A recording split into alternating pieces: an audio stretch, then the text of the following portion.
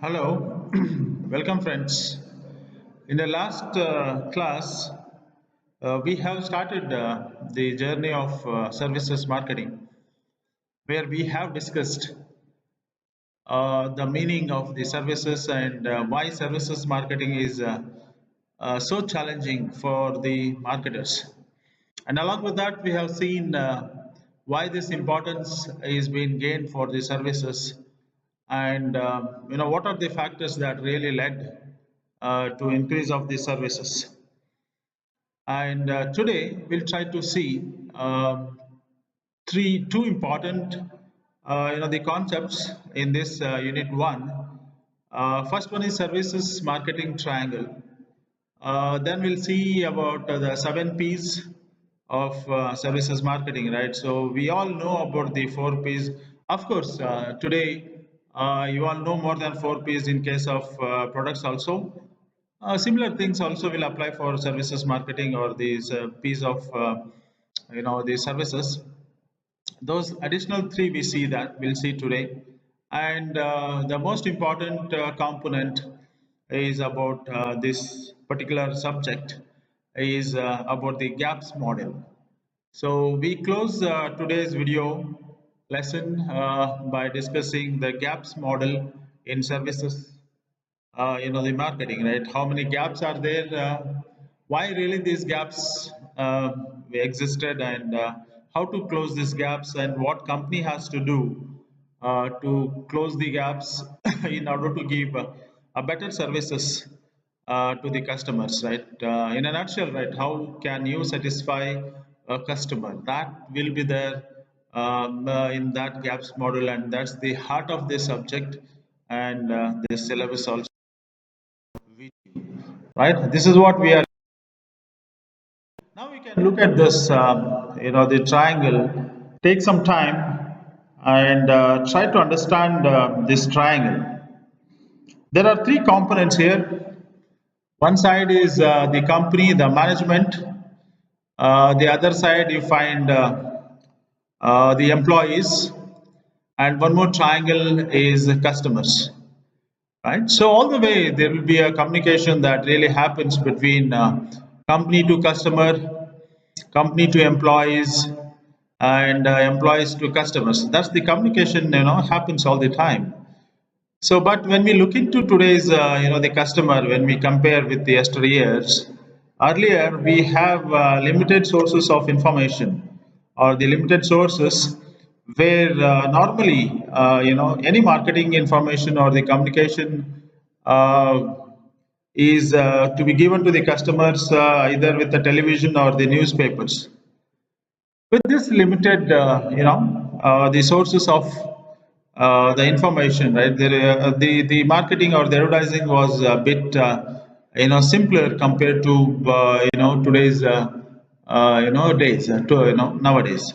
That's what we find today, right? So where there are a lot of the medias are available, especially the upsurge of the digital the medias, right? Today we can see emails or internet advertising, or maybe the direct mails, maybe websites, or maybe targeted magazines, right? So many things, right? So much communication the customers are receiving today, right? And maybe with when they encounter with the employees, there also the communication happens, right? So complexity of this information that customer receives, right? So ensuring that messages from all these company sources are consistent is a major challenge for the marketer, right? So what I'm telling in maybe the email advertising, right? So maybe I need to tell the same thing on TV advertising, or might be there should be a coordination. What we say in advertising, must be there. The employees also will be speaking the same language. That's what it is. Right? Suppose, say for example, you might have experienced few times their company says we have a discount sale, or maybe the company says buy one get one offers. Maybe when you go to the outlet and ask the employees, might be the shopkeeper or the person who is there in a retail outlet might say, I don't know about it. right? That means there is no integration. So this services marketing triangle will help us, how strategically you can integrate and how the company can make the best use of all the sources so that, I can really, satisfy the customers. For that, of course, we all know that the company will be always communicating to customers either through advertisements or through the help of soft media, right? So that's what we call it as setting the promise, means external marketing. The company as a whole or the management, what it has been, communicating to the customers through the various sources of information, we call it as external marketing. And there is some communication happens between the employees and the customers, especially the frontline employees in the service delivery system, right? So when you go to a particular the service outlet and you avail the services, so of course the customer will be interacting with the employees, right? This is what we call it as the interactive marketing, and here we say it's a delivering the promise. That's what I was referring to just now. What the company has promised has to deliver. That means if the company says that we are going or we are giving these discounts or we are giving these offers, right, 1+1 discounts or any form of the communication, it might be warranty, guarantee, so many things, or buyback or whatever it is. The same is to be communicated when the customer enters the particular service outlet. That's what we say, delivering the promise. One side, the management is making the promise to the customer ki we are doing so and so, so and so, so and so.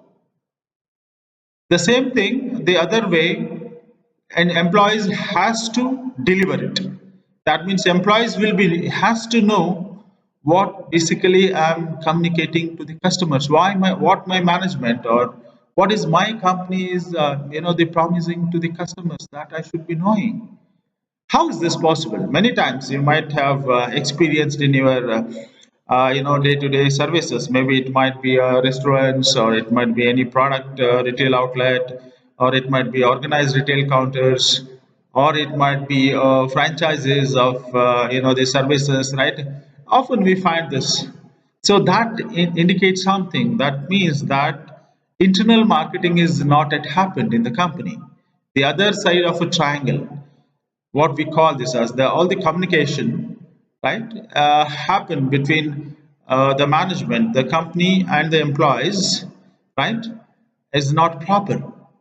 What the management has to do, we say that, right? So general saying in marketing, right, the any concept is to be sold to the employees before it will be sold to the customers. That means, right, when we are making any communication to the customers, right, our employees must be convinced. You cannot enforce the employees to do something, right? So you should be sold. The idea what the management wants to communicate with the customers is to be sold first to the employees, because the frontline executives are the major sources, right? They will be interacting with the customers all the time. It is not the company, it is not the top management, it is not the manager who will be always interacting. These people, employees, that's basically or specifically, you can say the frontline employees will be in contact and they know the pulses of the customers or the market. So that idea is to be sold to them first. In a simple way, when we put it, right, that should be told to the employees, right? So as the management, we are communicating so and so for the customers, so that will be known to the employees first, so that the employee can communicate to the customers. That means delivering the promise, so that the employees can deliver the promises to the customers. So in external marketing, what the company says, it promises something to the customers, and that promise is to be conveyed to the employees. That means we say it's enabling the promise. That means the company will say that we are doing so and so, so and so, so and so. This is what we need to give it to the customers. That means I'm enabling my employees to deliver the right the promise that the company has made to the customers. right? So then this triangle is complete. Then we say complexity of the communication process will not be there much for the company, right? So whatever the management says, employees say the same thing. That means whole over the organization, there will be one voice, right? When this customer's promise is to be told and sold to the employees through what we call this as enabling the promise. How we can we are making the employees to enable, or how you are enabling them to deliver the promises what the company has made. That is where the significance of this triangle. This helps us. Triangle will help us how the service organization is doing in all the three sides of the triangle. How is that, right? So, what are the weaknesses? Is that all my communication with the customers is intact, and do I able to deliver whatever the promises that I have made to the customers through my employees by enabling them. That means by selling the idea to them, right? So we can assess, right? Overall, the company can assess by keeping this services marketing triangle as a base, right? Is my am I communicating right things to the customers? So whatever I have communicated to the customers, whether I am communicating to the employees, and in turn, the employees will communicating to the customers, right? So it helps us, the company, to understand, right, how my organization is doing in all the three components of the services marketing triangle, and what are the weaknesses, and where do we lack, whether my I have communicated to customers and I have also communicated to the employees, whether employees are struggling in delivering those promises to the customers. What is the weakness, right? So where exactly we should improve, right? Everything is communicated but still the promises is not being delivered. Then maybe I need to go back and check, is it a human error, or is that my employees require a training, or might be we require equipments or the facilities or some aids for the employees to deliver the promises what we have made. This marketing triangle helps us, right? So to understand strategically how well we can satisfy the customers, right? In this view, maybe it will help us for specific service implementation, right? So what is being promoted by whom, and how is will it be delivered and by whom, whether the support systems are in line with this or not, right? So the services marketing triangle will help us to they align the different aspects of the company into one. That's where the importance of this services marketing triangle they lies basically. Okay, once hope you understood this services marketing triangle, then we'll move on to the extended mix for the services. We all know 4Ps. I need not tell, right? So that you know that already: product, price, place, and promotion. Along with that, in services marketing, another 3Ps also will be added to this. That's where say the first P is the people, second is the physical evidence, third one is the processes, right? People, that's what we say. As I was discussing in the previous the videos, right? So the people, or the human, or an employee who is delivering the services at the front end makes a lot of difference for delivering the services to the customers, right? So this need to be properly managed to the delivery, as we know, because it's an the basic characteristic of the service. One of the basic characteristics of the service is heterogeneity, and services are intangible, right? So majority of the things lies with the people, and also on the physical evidence, right? What physical evidence we are giving to the customers, key I am giving a better service to you, or maybe you might have made a right service selection. Take for example, if you go to the restaurants, what is the physical evidence in the restaurant? It might be the ambience, right? It might be the ambience inside the restaurants. When you just enter into the restaurant, you must feel satisfied, right? So by looking into the ambience, we can imagine what kind of a service might be here. Of course, there are some exceptions are also there, but generally I need to give because the service is intangible. I cannot show the service, but I can give the proof that I can deliver a better service for you or I can satisfy you. Maybe in a restaurant, the ambience and how the tables, chairs is being arranged, or how the facilities are being maintained, or it's just a tangible component. Right? Anything, it might be the whole inside, maybe some displays, or the overall architecture of the office, whatever it is, right? So it says something, right? It gives certain the evidence key how the service is being delivered, and moreover it creates an image. Maybe you might have all have seen KFC, or you might have all visited Domino's, or you might have visited the premium restaurants in your respective places. So the ambience, right? How do you judge when you enter in there? This physical evidence, right? Anything physical evidence is anything which customers can see when they enter into the service, the firm. That makes the difference. Maybe at times we might have come back out of the restaurant by looking into the ambience. So maybe we said, oh, this is not right, let me go out of this restaurant, I feel it's not the right choice. Maybe sometimes it would have happened with us. By looking into the ambience, we are not entered the restaurant and tasted the food there. So this physical evidence makes sense for the service delivery. And last one is the processes, right? So what procedures, what mechanisms, and flow of activities by which the service is delivered is adopted by the company.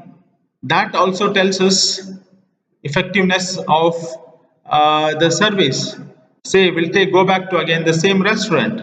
The way the manager comes and asks you, the politeness, or maybe his dressings, his comes in the physical evidence, dressing of a manager or a waiter, the way they present it to you, right? So what processes and the methods they have basically adopted in convincing the customer that okay, you are at the right place, and by looking into them, how we can maybe you can make them to think that yeah, I might be giving the right kind of services to you, right? So that's the reason, right? You find along with the 4 P's, other 3 P's also been added.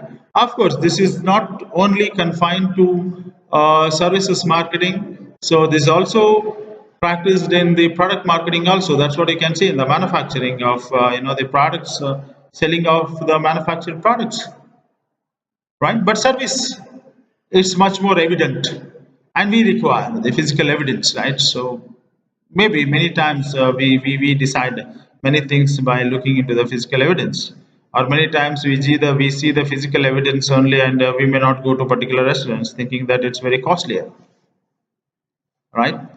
So these are these, right? You can just go through this, whatever we have discussed so far, that has been listed here in this the diagram, right? So starts with the product, as we know.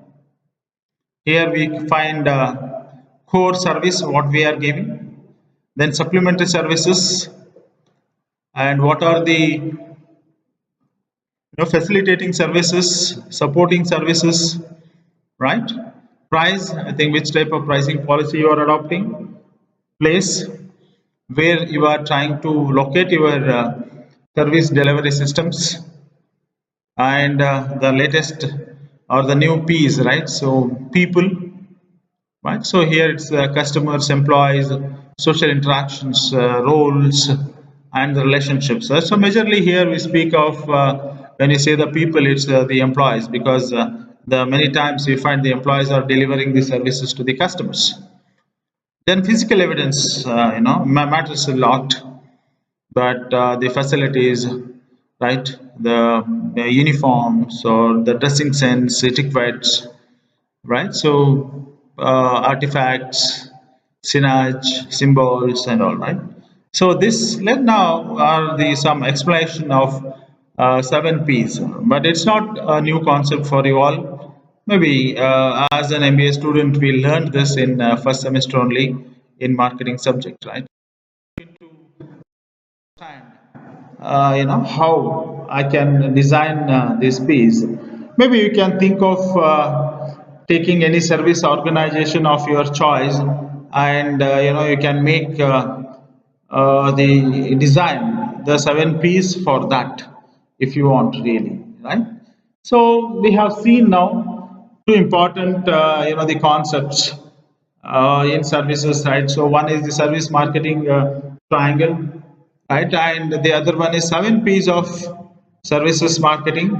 So both will help the organization to understand the organization better, understand the customers better, and how they can really make the strategic decisions in terms of the 7 Ps which they are there, right? So now we are trying to go to the more aspect of this subject.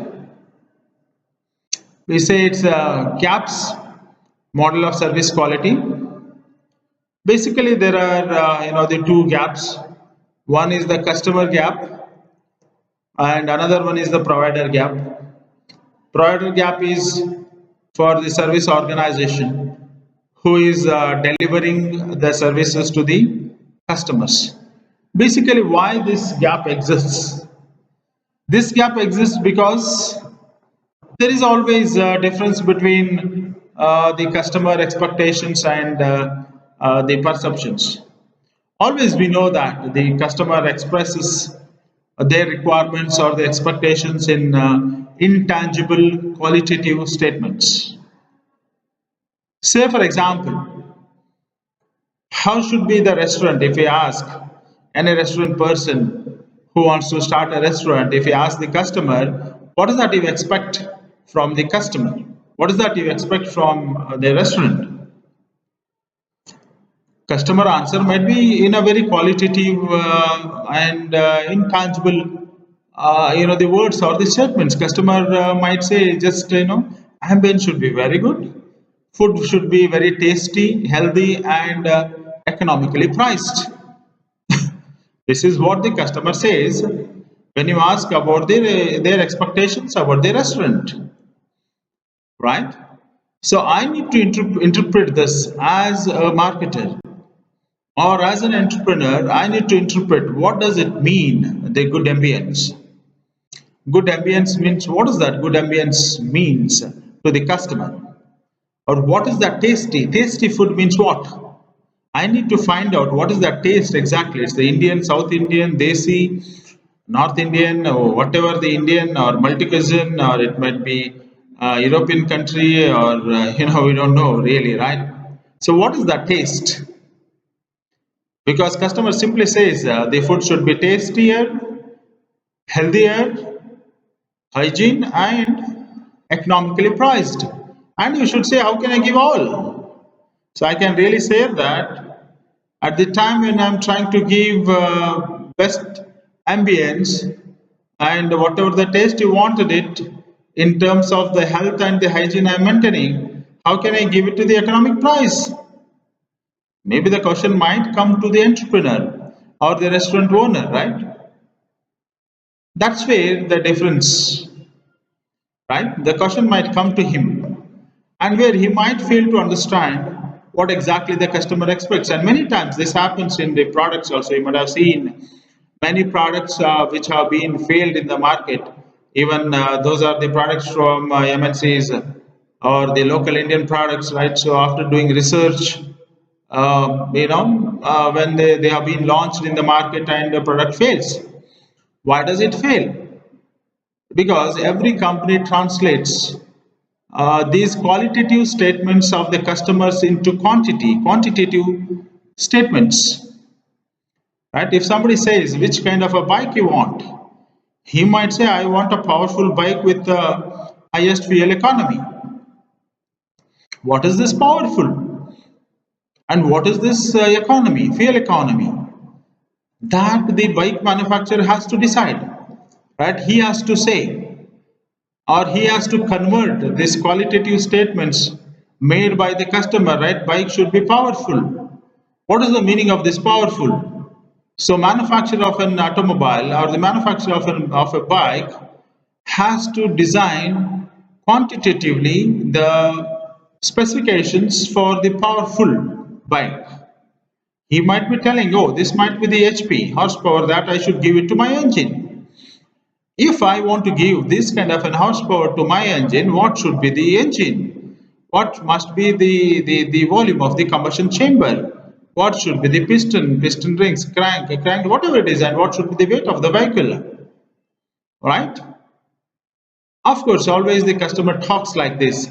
No customer says the bike should be so and so HP and the engine should be so much so diameter. It should have this type of piston rings, piston, crankshaft, flywheels, gearboxes. No, no customer says like that, right? So that's the reason, right? So it's all with the product as well as the services, right? So it holds good for anything and everything. Even it's true for our personal life also, right? So what do you expect is been told in the qualitative language, is been told in the form of sentences, right? In total quality management, we call this the quality, QFD, right? We call them as a QFD, right? That means how the statements of these customers are transformed into specifications of the product and the service. If the restaurant, the customer says that ambience should be very good, or they say that ambience to mast rehna chahiye. What is that mast? That I need to give a specification for that must, what customer says. So that's the reason you find there are differences bound to bound to happen. Then there is a need for this gaps model. Otherwise, it wouldn't have been happened. So these gaps are there in the four ways. We call them as a gap 1, gap 2, gap 3, gap 4. All are provider gaps. That means provider means service provider, the entity which delivers the services to the customer, right? So we'll just see the brief of these four, the gaps, right? So in this unit, maybe in further down the process of our journey of understanding the services marketing, maybe I'll discuss with you what is these gaps and all. We'll just let to know today, right? So what are these gaps, right? So the first gap happens because not knowing what customer expects. I have discussed this before, right? So I don't know exactly what customer expect. There's a knowledge gap. I failed in transforming when the customer says that I want a restaurant with must ambience. I am unable to understand what is this must. The knowledge. I have not gained enough knowledge, or I am unable to get the information regarding the enough knowledge, not knowing exactly what customer expects. That leads to provider gap 1. We'll discuss this in further slides. We'll throw some light on why this happens. Then second gap exists. I know what customer want. That means I don't have any knowledge gap, but I don't have the knowledge about right service design and the standards. I have not designed the right service design and the standards. If the customer says ambient should be must and the food should be so and so, then I am not having, or I have not designed right kind of service designs and the standards for that. This leads to provider gap 2. And we call this as service design and standard gap. I know what customer want, but I fail to design what customer wants it. I am having the knowledge, but I failed in designing.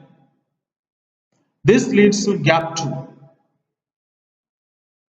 Then when we move on to gap 3, first two things are all right. You know what customer wants. You have designed what customer require as per the customer requirements. You've well understood what customer wants, the requirements, and you have also designed the standards according to the requirements. But now you are not delivering. Something is wrong inside you. Right? I am not delivering. Might be the reasons, might be anything. We'll see that in the next slides. So the reasons. That's what we call it as gap 3, and we call this as performance gap. Yeah, that's everything is in place here, but I have not delivered as per my the standards which is being set by myself. Now we'll move on to the fourth gap. That's the communication gap. Not matching performance to the promises. Maybe something of service marketing triangle. You can just see there, right? So not matching. I say something and I deliver something, right? That leads to communication gap, right? Everything is there. Management communicates something, and the employees deliver something else, right? So the entire subject of the services marketing is based on these four gaps, my friends. Please do remember there are only two types of gaps. One is the customer gap, and other one is the provider gap. Provider gap, we have four gaps: gap 1, gap 2, gap 3, gap 4. Each of these gaps exists because of the different reasons in the service delivery system. We need to understand this, right? So the overall objective of this subject is to understand what are these gaps, why this happens, and how we can fill these gaps.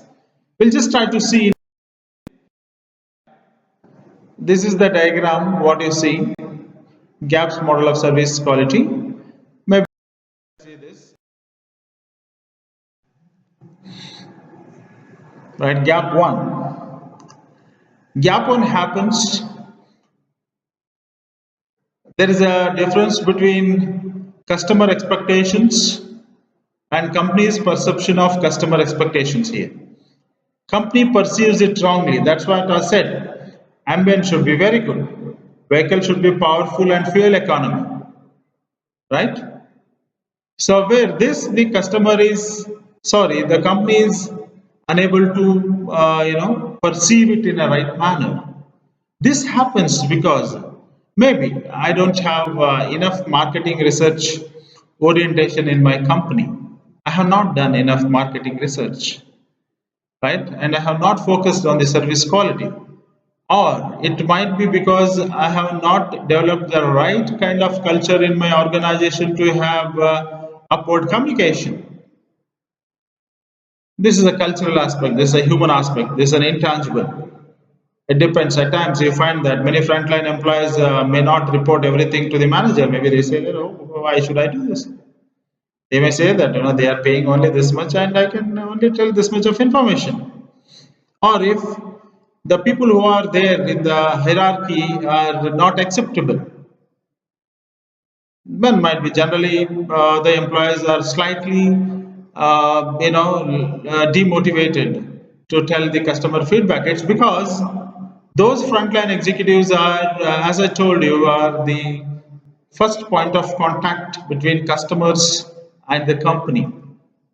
They need to pass in the market pulses upward in the hierarchy, right? Then, or it might be due to the insufficient relationship focus between the customers. There are different types of relationships are there. We'll see that later. This is just an introduction to gaps model where you find this. Then There is a problem with service recovery. This might be happening with many of the companies, right? So we listen to the complaints of the customer. Maybe many companies may not even properly receive to the customer complaints, and we fail in recovering. Of course, the error happens. The success, if you want to get a loyal customers, the success depends on how you literally attend your service and what is your service recovery process or the system. How your company is managing the complaint handling, right? Or service recoveries when something goes wrong, right? This is the gap one. These are the reasons why does this happens, right? So if there is a difference between customer expectations and how basically the company perceives those expectations leads to gap one. Now quickly we'll see that what is the gap two. The slide is there already. You can just spend few minutes on that, right? So that's what we say. The customer driven service designs and the standards. That means the customer says something, and the management perception of the customer expectations. There's a mismatch between customer driven service standards and management perceptions. So this happens because of those reasons that you can see, where my service design itself is very poor, right? It's very vague, right? And fail to understand the service positioning, right? Or maybe there is an absence of customer driven standards. And many companies, you see that we have company driven standards, not the company customer driven standards. We need to be focused. Say, for example, right, if you make a call to any the bank, say for example, say a bank for a complaint, right? So that toll free number will not connect immediately to the customer, the employees there. You are in a very hurry, right? Or you are intense that if you have lost the card and what to do. Then they say that if you want this, press 1, if you want that, press 2, so many things happens. This is actually the company defined service standard, not exactly the customer defined service standard. If it would have been defined for the customer might say that, okay, I need to connect back to the customer care executive directly rather than going through this machine, right? This is what we say, the company defined service standards. Of course, in some incidences we know that all the time we cannot listen to or we cannot design my service system as defined by the customers, because some part of the service delivery system is to be defined by the company, right? Because company has to look for the productivity and the profitability of the company, right? How can they balance? We'll see that in the second unit. How can we balance this? Then inappropriate physical evidence of service cakes. Maybe this restaurant might be the classic example, right? You might go to the restaurant where the ambience is not that good, but somehow you enter the restaurant and decided, okay, anyway we have come inside, let us eat one time and go back. Going back is, doesn't look nice. Thinking like that, you sit there in the restaurant and you really had a wonderful experience, right? That's one of the reason. But how many customers will try this, right? One of the reason for the standards, right? There's a gap. There's exceptions. That's what I said in the previous slides. There might be some exceptions for the physical evidence, right? So this makes us to the gap two. Later we'll see how we can close this. Then the third gap, you can spend again a few seconds on this slide. Says customer driven service standards, right? And service delivery. This happens because some deficiencies in human resource policies. Maybe I have recruited wrong the people, and might be the second one is very important, that we can see the role ambiguity and role conflict. This often happens in many of the organizations. Even there is so much of development in HR, right? So it happens there, right? So where there is a conflict of role or ambiguity of a role. I don't know what I should do exactly, which executive has to do what is his role, right? So it's not properly defined. Then failure to match supply and demand, that's very important one in case of services, because we all know that service cannot be manufactured and stored. It cannot be invented, it's intangible. Simultaneous production and selling. And you cannot build the large amount of capacity and wait for the customer to fill it. Then might be I'll be ending up in a loss. And at the same time, I cannot build a very less capacity and the helping other the customers to go to my competitors. Very critical aspect and very crucial when it comes to services. In products, you can manufacture. You can go on manufacturing and keep the inventories of the product, and you can sell it as and when the demand comes, either is the peak or off peak demand. Okay. Then the third one, where you see customers are not fulfilling their roles. It's not only the service provider, right? If my responsibility, if I go to the bank, I should behave properly in the bank, right? If I say, for example, I go to bank to withdraw the money, so what are the roles I need to do in withdrawal process? I'll be doing it properly, where the customers can be educated, right? So where the company may have not educated the customer, these are the customer roles and the responsibilities in order to have a better service delivery process, right? And maybe you find there are some problems with the service intermediaries. Channel conflicts might be there in terms of the objectives, conflicts of opinion. We'll discuss this. Will be the very interesting stories, right? So we'll discuss that in the later, the videos. Right? Always there is, problem between empowering the employees and the control. Management might feel that if I empower, the authority is gone, and at the same time, the employee will feel if too much of control on them, and they might feel it's a very rigid system and there is no amount of independency for the employees to make certain decisions. That's what they might say, right? So all these things leads to gap 3. We'll see that in detail in the units. The last gap is service delivery and the external communication to customers. What I'm delivering and what I have communicated to the customer externally. That's what we say. It is the external marketing. Where I have the poor IMC, integrated marketing communications, right? So your advertisement says something, your digital media says something, and when those employees will come to the your service outlet, the employees will say something. That's what it says, the lack of integrated at IMC communications. Then ineffective management of customer expectations. I'm not the managing properly. Then over promising. It's very bad, really, right? So you never ever over promise your customer.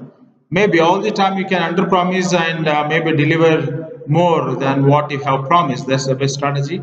I think many companies are doing that now, right? So say for example online sellers, right? Say for example the Amazon, they say delivery within 6 days, but it comes within 4 days only.